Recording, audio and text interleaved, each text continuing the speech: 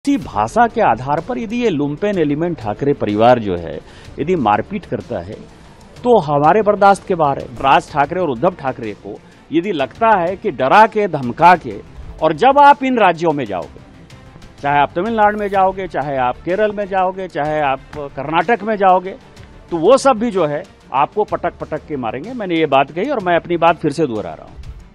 महाराष्ट्र में छिड़ा हिंदी बनाम मराठी का विवाद शांत नहीं हो रहा है। जहां ठाकरे ब्रदर्स ने ये आग सुलगाने का काम किया, तो अब इस आग में घी डालने का काम कर रहे हैं निशिकांत दुबे। भारतीय जनता पार्टी के मुखर सांसद निशिकांत दुबे ने फिर एक बार ठाकरे ब्रदर्स को निशाने पर लिया है और उन्हें जमकर खरी खोटी सुनाई है। निशिकांत ने सीधे तौर पर ठाकरे ब्रदर्स पर निशाना साधा और उन्हें खुली चुनौती दे डाली है। निशिकांत दुबे ने कहा कि आप गरीबों को पीटते हैं, अगर मराठी को लेकर इतना ही सम्मान है तो मुकेश अंबानी भी वहां रहते हैं, वह मराठी बहुत कम बोलते हैं, अगर हिम्मत है तो उनके पास जाओ। किसी टिप्पणी पर मुझे कुछ नहीं कहना है। जहां तक सवाल है कि मैंने क्या कहा, मैंने कहा कि महाराष्ट्र का आजादी के आंदोलन में बहुत बड़ा योगदान रहा। मराठी भाषा जो है, जैसे मराठी भाषा का सम्मान है, मराठी का सम्मान है, कन्नड़ का सम्मान है, तमिलियन का सम्मान है, तेलुगु का सम्मान है, उसी तरह से जैसे उनकी वो रीजनल लैंग्वेज है, जैसे उनको अपनी भाषा के प्रति प्यार है, उसी तरह से बिहार के लोग होंगे, उत्तर प्रदेश के लोग होंगे, झारखंड के लोग होंगे, मध्य प्रदेश के लोग होंगे, राजस्थान के लोग होंगे, उनकी भी अपनी भाषा है, उनकी हिंदी भाषा है।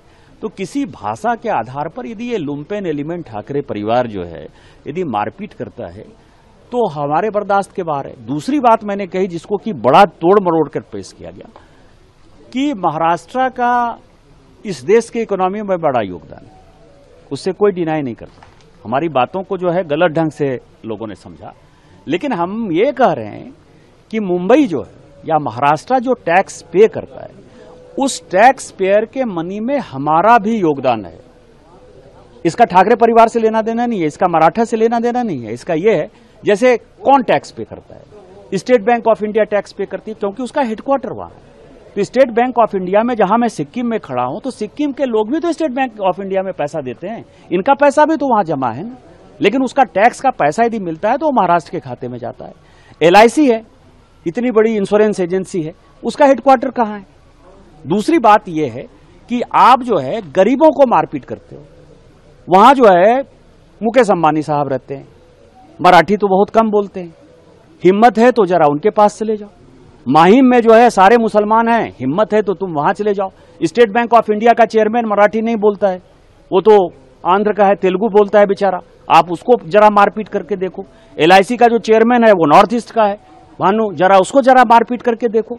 मेरा ये कहना है कि जो गरीब आदमी है, जो कमाने खाने गया है और जिसका कि महाराष्ट्र के इकोनॉमी में योगदान है, जितने बड़े इंडस्ट्री हैं, यदि टाटा हुआ तो टाटा बिहार में ही सबसे पहले इंडस्ट्री लगाया।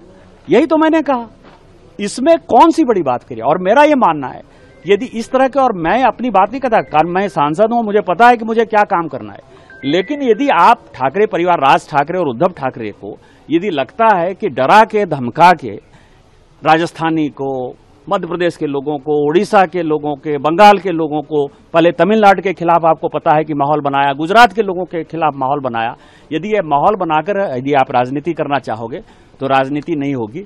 और जब आप इन राज्यों में जाओगे, चाहे आप तमिलनाडु में जाओगे, चाहे आप केरल में जाओगे, चाहे आप कर्नाटक में जाओगे, तो वो सब भी जो है आपको पटक पटक के मारेंगे। मैंने ये बात कही और मैं अपनी बात फिर से दोहरा रहा हूं। Subscribe to One India and never miss an update. Download the One India app now.